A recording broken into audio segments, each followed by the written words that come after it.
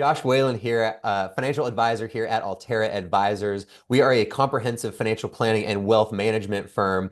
And for us, that means not just looking at plans and projections, not just looking at your stock market portfolio, but bringing everything together. And we like to think about that like from the checking account to the estate plan. Some of these things we do hands-on. We build plans, we build investment portfolios, we help oversee things, but there's some things we don't directly do. A lot of things related to real estate or drafting estate planning documents, filing tax returns, for example. And so when those topics come up, we like to bring experts in. And so if you are a real estate investor and you find yourself with any sort of a transition in the future, that might mean I want to step away from being a landlord. It might mean I want to downsize or change a property, but I'm feeling stuck because of taxes. I don't want to sell that property and just have this massive capital gains tax bomb that explodes on top of me.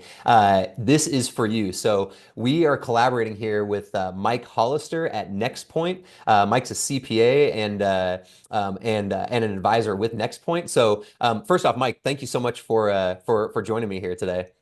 Yeah, I'm happy to be here. I think that this is a topic you're talking about real estate investment property. Most people would naturally think of their realtor. That's probably who sold them their investment property a long time ago. But now it's different. Now their situation has changed and they're looking to get out of that game. They're looking to simplify their life, but they don't want to pay taxes. They don't want to, have any surprises. They want everything to be a lot more simple. And so now you got to move away from the realtor. And you got to move toward the financial advisor because there's a unique solution that is only available through the investment advisor relationship that they have with you guys.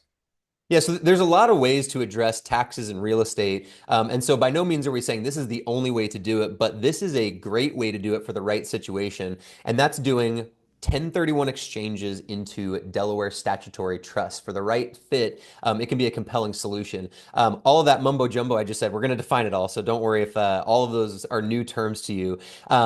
If you are finding this, I'm going to share my screen here.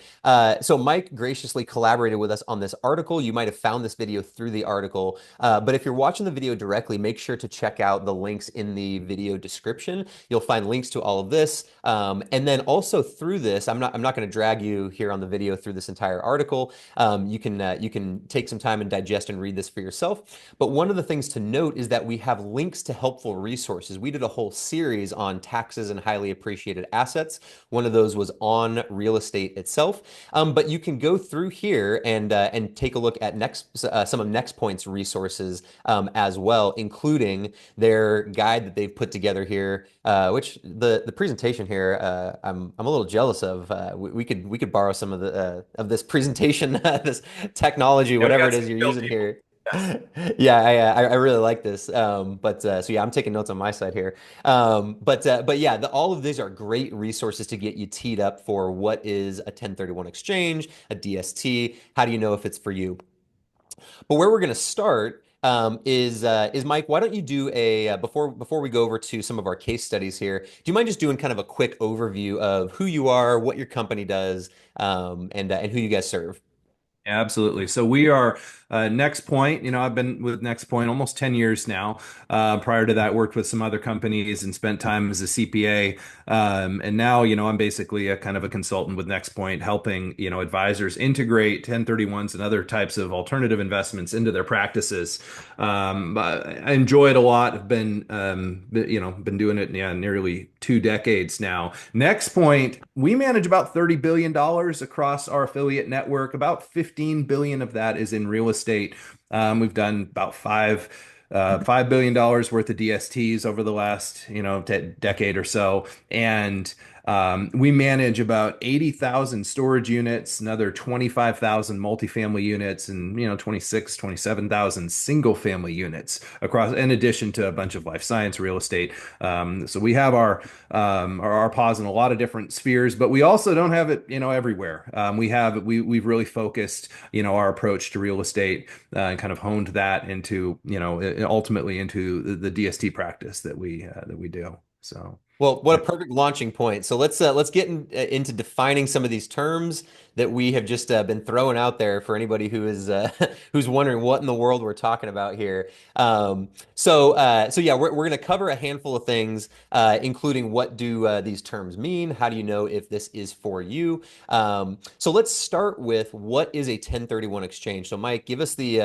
high flyover of what this is and who it's for.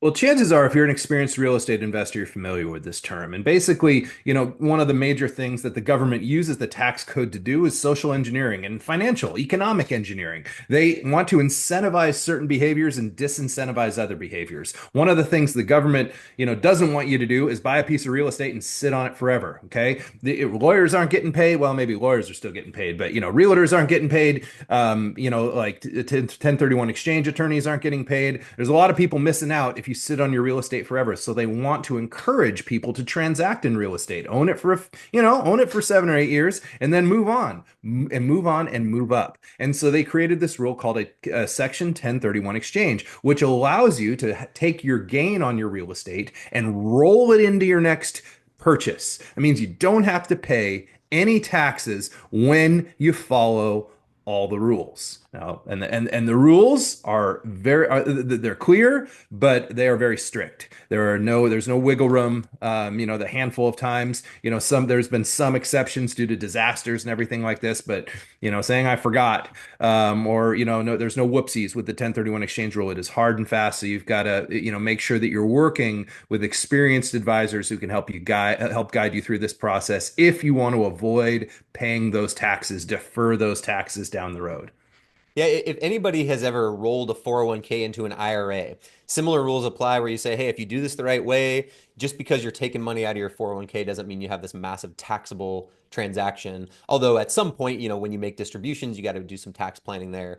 But like, I mean, Mike, like you said, you can't emphasize that enough with something like this. This is not a just give it a shot and hope it works out because the rules are ironclad in terms of successfully navigating a transaction like this. Yes. Yeah, absolutely. Um, You got to make sure there's a lot of team members that need to be in place.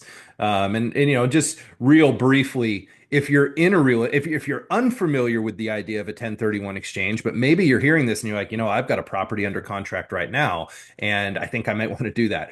The most important thing you can do is tell your escrow agent, I'm going to be doing a 1031 exchange. And then they're going to tell you, oh, you are, who is your qualified intermediary?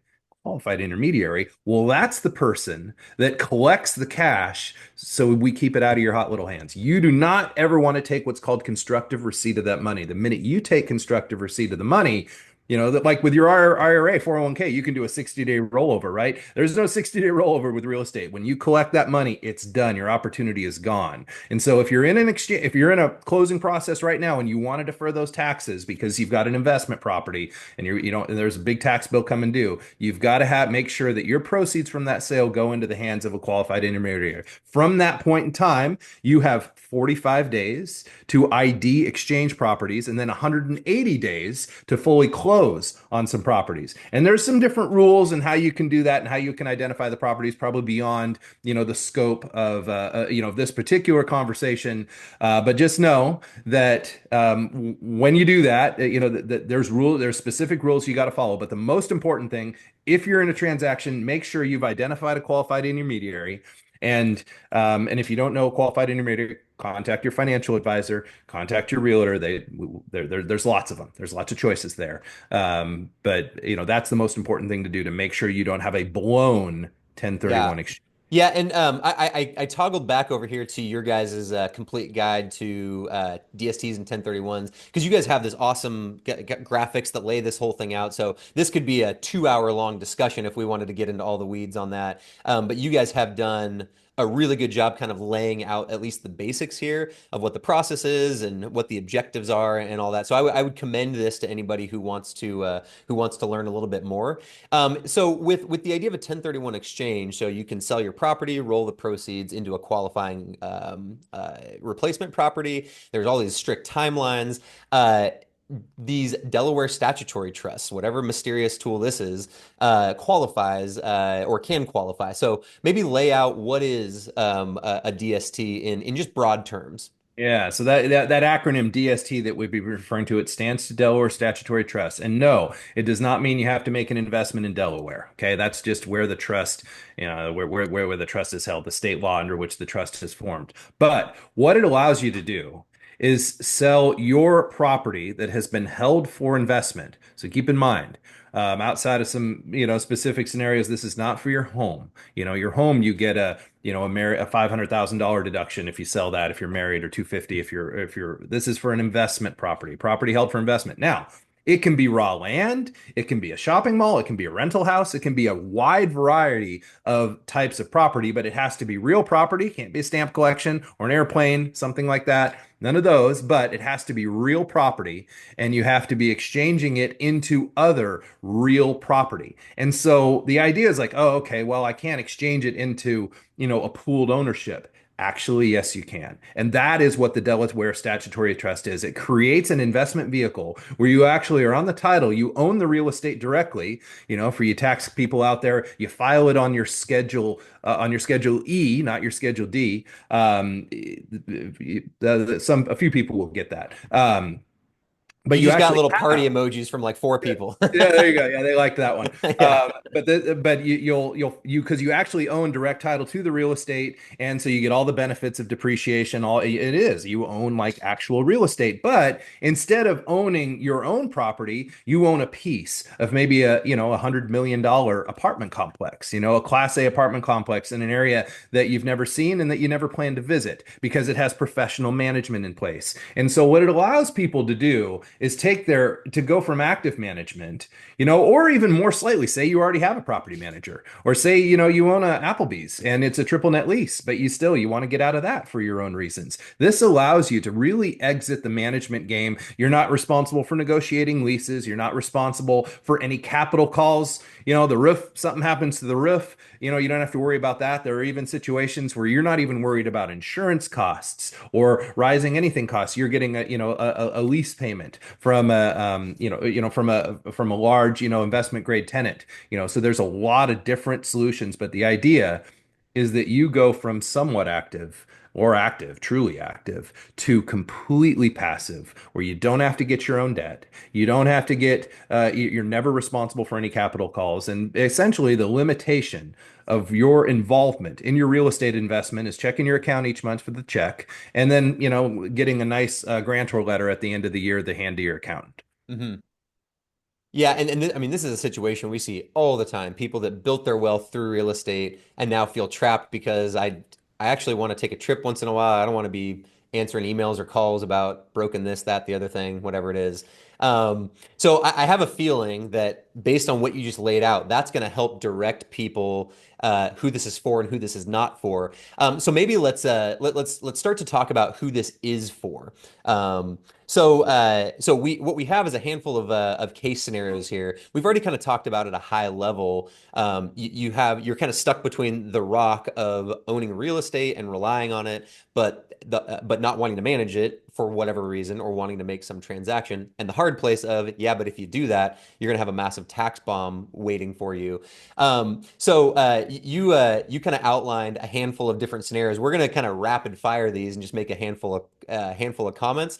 But okay, Mike, what would you say to scenario one here, the person who's just tired of managing? Yeah, and this is the majority of people. Okay, this Mhm. is people who have done the real estate, and initially when they did it, they started off when they were young, and they put some sweat equity into their very first home, and then they kept it as a rental, and now they've owned it for 25 years, and then they've accumulated, and that went up in value, so they borrowed some cash out of that and went and bought another one, and now they've got this little fleet of rentals, and they were like, oh, this is my retirement income, and now.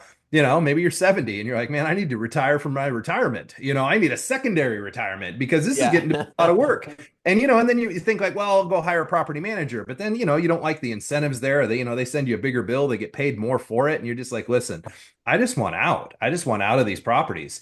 And this is the solution. This is the true solution because you can consolidate these properties and essentially build your own. If your portfolio is large enough, you might be able to have a little bit of self-storage, some triple net leases, some multifamily, maybe, a manufacturing facility, maybe an Amazon warehouse. I mean, you can build a diversified portfolio of properties where you own, one, 150th of several $100 million properties, even though you only have, say, 1.5 million, which is, a great, rental real estate, winnings, from your years. But now you can use that and develop cash flow. Cash flows can range depending on how aggressive you want to be from maybe 4.5 to 5.5%. And you can build a great portfolio that you no longer have to have any involvement in. And that's probably the main person who gets involved in DSTs. That is the driving factor is people want to retire from being a Mhm. landlord. If you have an Amazon warehouse in there, does that cut your Amazon delivery time? Do you I know? don't think so. I don't Okay, think okay. so. See, that's it. And if you own an apartment complex, you can't go there and check it out and say, "Hey, I just want to have one of these rooms for the night." And Yeah, it yeah, doesn't quite work yeah. that way. We've got a manager in place and leases. You can't mess with your investment that way. So yeah, and Okay. we'll talk about this, who it's not for, when we talk about, some of the flexibility that people like when they manage their Sure. own thing. We'll talk about that. But this All is, right. So th this is meantime, not the path to a prime 5 minutes. Okay, no, got it. no, no, no, no, Okay. not that. Okay, scenario two here, replacement timing fears. You talked about the really strict timelines on 1031 exchanges. So make a couple of comments on who this Well, person might be. so, we're up in the Pacific Northwest, and it has been and continues to be a pretty hot real estate market, especially if, for desirable rental properties. And sometimes, once that property closes, you have 45 days to ID where you're going. And now there's some specific rules. For instance, if you had debt on the property, you have to replace all the debt. You have to go make sure the bank's going to give you that debt, and you got to, and hope they will. All these things, you got to hope that property qualifies for that debt. You got to go find that property, and then you only have 45 days to do that. You can only ID up to 3 properties. Well, what a DST gives you the ability is to perform all your due diligence while you're in escrow. You get the ability to read through everything and actually design your portfolio. And then the minute your property closes, if you, you know, if you're on it and you got your paperwork filled out, you can actually close on your DST properties the very next day and immediately start earning income. You don't have any of this fear that, like, oh, this property, I chose this property, I found one property, it's perfect. But then, you get down, 60, 70 days into it and you find out there was some disclosure that was missed or something like that. And you're like, yeah, there's no way I want to own this property. Well, guess what? Now you're paying taxes. The QI has your money for the next 180 days. They have to. That's the rules. But, it can be a disastrous situation. And so people who have been through a 1031 exchange, a lot of them, have some PTSD for blown exchanges or failed exchanges with some of this stuff. And what a DST allows you to do is have everything in place even before you close your uplink transaction. All right. I'm here in the happy Pacific Northwest, but for Yeah. some reason it's not suiting me anymore. And Not seeing me. It's like, so maybe you just think, I want to own a place, where it's not raining, or something. I don't know. I mean, you're probably not going to live there. This is a passive investment. But a lot of people, maybe they say, you know what? I just don't like the landlord tenant laws up here. I don't like the direction it's going. A lot of things like that. We see a lot of Mhm. people like that. They just get fed up with, the direction things are going. They say, look, I want to own a property in Texas. There's no income tax in the state. I want to own something in Florida. I want to own something in Tennessee or even Nevada. Sometimes, those are also no income tax states, and they just think, that might be better. But some of them, I want an excuse. I want to go out there all the time. But for most of us, it's like, yeah, I don't want to have to babysit this property. I don't want to have to Yeah. go there. I want professional management in place. How can I extend my reach? This is a great way because you've got, a large sponsor, like us, we manage about $15 billion worth of real estate. And, in the case of our multifamily properties, they're all managed by BH Management. I think they're the eighth or ninth largest property manager in the United States. They manage all of our properties. I think we're their biggest or second biggest client, so we get treated very well. All these scale. For example, we have one insurance policy that covers all of our single family, multifamily, and storage units. You can wield that kind of scale on behalf of yourself, not having to go negotiate your own insurance policies and stuff like that. I mean, I'm telling you, I mean, it's amazing what I pay even for car insurance these days. With 6 children, I'll tell you what, they tell you about college, they warn you about college, but they don't worry Yeah. about those car insurance bills. Holy smokes. Yeah, As they driving to start. college is the real Yeah. problem. All right. How about okay, I'm interested in the idea here. It seems like a good fit, but I'm just not lining up the sale value and the replacement value. A lot of times people will say like, look, I don't want to necessarily upsize. I've owned this property for a long time. I'd like to simplify a little bit. And so you're selling something worth $750,000 and the property you like is 600,000. You're like, well, this is great. I want that $600,000 property. Maybe you've got the debt worked out, in some other way. But now in order to avoid paying $150,000 worth of boot, or actually, the taxes on $150,000 worth of boot, you've got to spend 150,000. Well, what do you think? And what can you find real property in Seattle for 150,000? Probably not much. Okay, probably Mhm. nothing you want to own. And so that's a really easy. Say it's $152,342. Well, what are your likelihood of being able to exactly match that up to a piece of real estate? Well, with the DST, you just write that check. And that's exactly what you own. We can plug exact numbers because remember, you're owning it along with, 500 or 600 other investors, maybe 200, depending on how big the property is. So this is actually perfect. A lot of people do their first 1031 exchange in a situation like this. They like rolling the real estate, but they get to a point where they just they don't want to pay taxes on that boot. There's no point in that. And so they experiment with the DST. And then they Yeah. go into it and they say, wow, this is actually kind of nice. I'm earning just as much money on that as I am on my actual property with way less work. Hmm. So this sometimes this is how we get them. All right.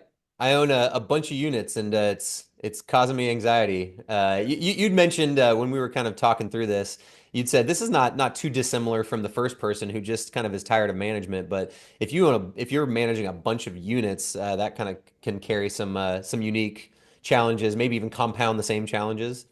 Well, yeah, I'll tell you where I've seen this one in particular is parents who maybe they have accumulated like 30 or 40 units and they've Hmm. managed them forever. And the kids are like, yeah, I've seen that. I don't want any part of that. I remember you couldn't come to my baseball games because you were always like fixing toilets and doing stuff. They want no part of it. And so the parents are like, man, we own this thing. We want to, we're tired of it. The kids don't want it, but we need to retire and we don't want to pay this massive tax bill. But this is our source of income. This is what Yeah. we've built up. Like this is our plan. Well, the DST is the perfect solution, and I'll tell you that. I mean, that's how it happens a lot. There are some significant estate planning advantages to owning a DST. You don't have to divide properties. Pretty easy to divide, a piece of paper. You just divide it. 3 times, 4 times, 7 times, however many years you need. It's actually very easy, much easier than trying to divide a house, Sure. and then Yeah. you got to sell it. And well, I want to keep it. I want to sell it. Well, everybody just gets to do their own thing. And so when you've got a situation where you're looking to simplify your life and you're looking to transition, from family members, the DST can be an incredibly, opportune solution. Well, and that flows really well into this a scenario we have here, and maybe one more here. But how about somebody who just can't qualify for new debt? I'm going to sell a house. Maybe it's got a mortgage on it, uh, but I'm going to have some gain. The new one, I'm going to need to finance it. I can't do it. This has happened a lot. Sometimes, a lot of people will take a rental house. They've had it for a lot of years, and they pay off the initial loan. Maybe they bought it for 100, with $60,000 worth of debt, 30 years ago, and now that thing's worth 2 million. Okay, same house. I mean, that's not uncommon math in the Seattle area.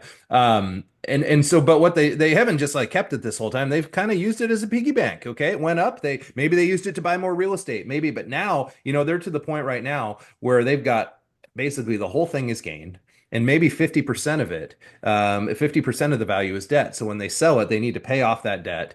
And, and then the IRS, in order to roll over, you have to replace all the proceeds, meaning you have to, get more, you have to get as much or equal real estate, and you have to replace all that debt. Well, maybe you're 84 and you don't have any other income other than this real estate. And a bank looks at you and says, yeah, I don't know about this. Hmm. Or it can be challenging, especially right now. Banks are as tight as they've ever been, at least in my recent memory. So all of those situations, when you go into a DST, we as the sponsor qualify for the debt, us and the property, and it's non-recourse to the investor. That means the investor, they don't have to show tax returns or anything. They can get into the property, and the debt is not attached to them. It's not attached to any of their other investments or their life in general. It can be a very seamless solution. It's honestly, for some people who can't qualify for debt, it's one of the only things they can do. Hmm. Well, that kind of takes us to we mentioned this in the previous scenario, but the person who's worried about what happens when I'm gone. I'm the manager of all this. Maybe I have grown at least ambivalent toward it, but maybe I still love it. But my primary concern is my spouse or my kids. Either they're not equipped to manage it, they might feud over it. You already kind of mentioned how this can be a solution there, but so maybe make a few other comments on this person. What happens when I'm gone? Yeah, so one of the things that a lot of people are concerned about when they're gone is like, well, it's like I love my children, but I feel like giving them a big big pile of money is not a loving thing to do for them or with them at this time. I'd much rather give them, an income stream or something like this. Well, if you go into DSTs, when you pass, your heirs get those DSTs. Now, if you pass, they get them at what's called a stepped up basis, meaning Mm-hmm. that they get revalued. That all gets handled in your estate, but they get revalued. So you've got this home that you bought for $20,000, and then ultimately it was worth 2 million. Your heirs get that home or that now, which is a grouping of DST investments at $2 million. Now, one of the things is they don't say, "Oh, well, you died. Hand us our money." We'll get into this when we talk about what it's not for. But DSTs are not liquid, so it's not like it passes to the heirs, and the heirs would say, "No, no, no, I don't want the DST interest. Just give me a check." That's not a thing. You can't do that. You get the DST interest and you get the income associated with that interest until the investment runs its natural course, which is we say typically 4 to 7 years, is a reasonable timeline for an expectation.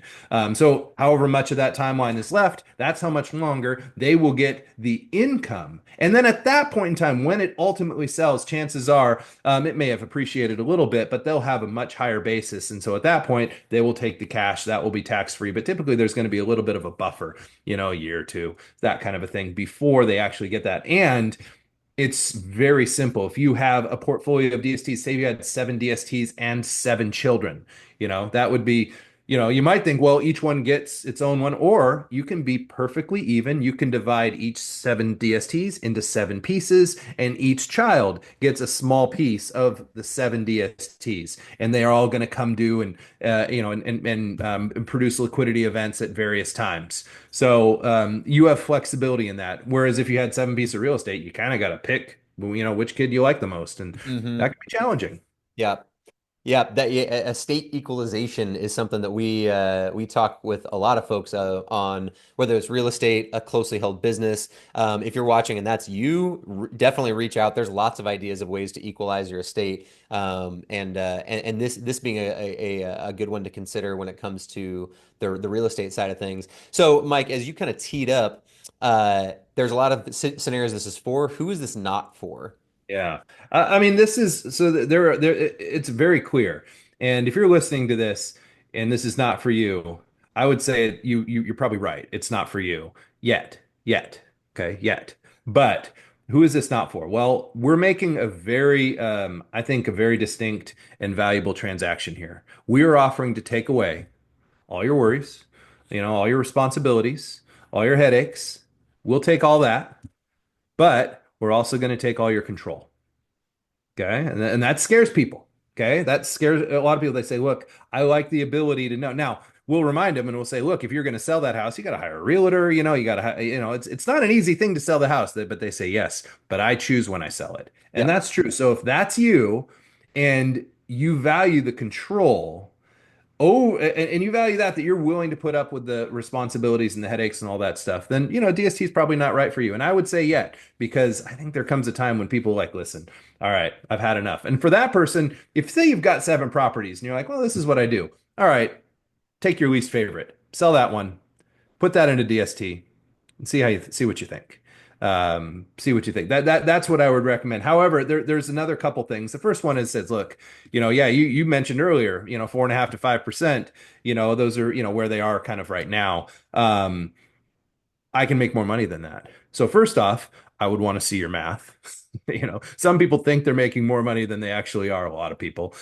Second off, though, I would say you're probably right. You're probably right. Most people make more money when you're willing to do some work. Okay. So this is not for the person who says, like, listen, this is not for the person trying to get rich in real estate. This really is more for the person trying to stay rich and simplify their life. And so, yes, you can make more money if you do this on your own. And What so, one of the frames, sorry to jump in. One of the yeah, framings that we talk about with folks is, that there's different definitions of rich. So this might be not the person trying to get rich in real estate, but get rich in time, if you want yeah. to think about it that way. I mean, yeah, like time and money are like both scarce resources, Yep. and throughout your life, you'll have more scarcity in one than the other. And so, yeah, we're Hmm. looking for people who are really starting to notice a lot more of that scarcity of time and Yep. starting to value that more than the scarcity of money. And and then this can be a really big help. The final person, who really you can benefit from this is the person who has the final person who this is not for. And this is sometimes hard to hear because maybe this is your dad we're talking about, and he manages his apartments and it's what he does. And if you took that away from him, he's got nothing left to live for, kind of. And so there are some people that they just love it. And it's like, and you know what? We can make more money for him. We can give him more free time, but they're like, what would I do? Yeah. I've gotten used to this. And it's like, yeah, you know what? Hey, more power to you. Keep managing your properties. It's your hobby. It gives you something to do in the day. Go for it. Keep doing it. But those are really the three people that it's not for. Right. And it's in particular the person who still has a hold on that control, and Hmm. so much so that they're just not willing to give up the responsibilities yet. Yeah, I think underscoring the liquidity question here, like when you give up control, even if it's not the person who's going, well, it's super important to me that I can go open the doors and check out the sinks and do all that type of thing, but just the person who wants the unilateral control over when I start the process, even though it requires a team of selling this thing. That's an important aspect to think about. And of course, Yes. trade-offs there. Yep. And that one of the things with DSTs is, the idea that, yeah, you don't get to control. We have a business plan, like, for example, maybe it's a large, semiconductor manufacturing facility. Well, 2 years into it, you're like, yeah, this is great. It's been paying just fine, but I want my money because I want to go do this other thing. That's not an option. You're Yep. not going to be able to do that. You got to wait for that investment to have a liquidity event. And that might take 5 years, might take 6 years. Now, we do have another thing. We do have some solutions that allow you to have more control over the exit. But that's far down in the planning process once you get into that. So there are some solutions there, that also contain some other trade-offs. Yep. But that is a general weakness. Is if that's the thing about DSTs is that liquidity. You do not get to control that. This is also why, and I guess we'll wrap with this, because I know we'll take a look at a quick example, just to underscore some of the kind of the numbers here. But one of the things I can't emphasize enough is if you're not wanting to commit to a financial strategy, sell your property, buy a DST, invest in a certain portfolio, whatever the thing is, reach out to a qualified team like ours or a team like Mike's, because we're in a great position to say, again, like we're doing here, who this is for and who it's not for. So you tell me kind of what the objectives are, and then you'll pull the cover off and go, hey, well, this is clearly not what you're looking for, not the best solution for you. But little did you know, there's two, three, four other things that you weren't aware of that you could be thinking about doing. So a good advisor is crucial, not just to represent one strategy, but to say, here's a variety of different things you could do. Maybe none of these are right for you. Maybe what you're doing right now is the optimal thing. But if it wasn't, let's explore that. So yeah, And Josh, I would tell your people, you can look at our website for resources, things like that. But if you want to do a DST, don't call us. We actually only work through advisors like yourself. We don't sure, work directly. We don't manage clients. That's you've got to. We don't do everything. You guys do the entire financial picture, whether it's portfolio management, everything. What we do is a handful of alternative investments. hmm It's like even now, it's like you and I are talking. I always, you have a hard role because you have to know so much about so many things. Like I only have to know about this. yeah.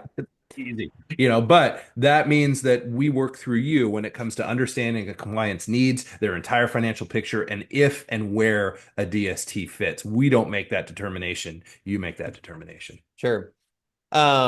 Well, so without diving into the weeds, I'm going to keep this up here. If you're watching this, you can pause it. You can explore all these numbers. We also have this link, this image in the article that kind of talks about an example case scenario. Mike, give me the 30-second underscore here of The thing, yeah. why is this valuable to look at?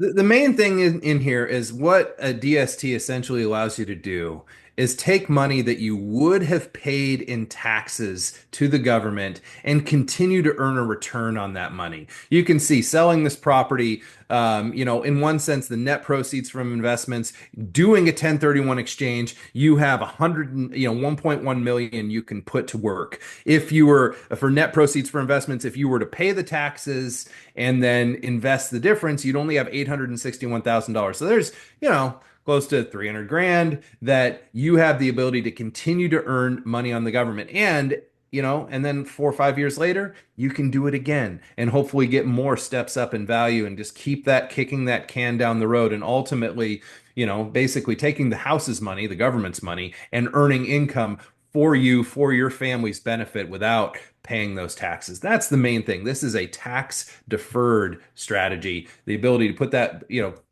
you're going to do better with it than the government. So why don't you hold on to it? So yeah, and I can't emphasize enough the deferral doesn't mean you're completely avoiding. We all know that. It's called deferral, not elimination or erasure for a reason. That said, for the person who's going, I don't want to manage this anymore, but if I sell it, I pay all these taxes. If I left these properties to my kids, they're going to get that step up in cost basis, like you mentioned. So I'm just kind of stuck here. So I guess I'll just grind it out. The golden years of my life. I'll continue kind of carrying the burden that I'd rather not carry for the tax benefits. You don't have to pick necessarily between one or the other.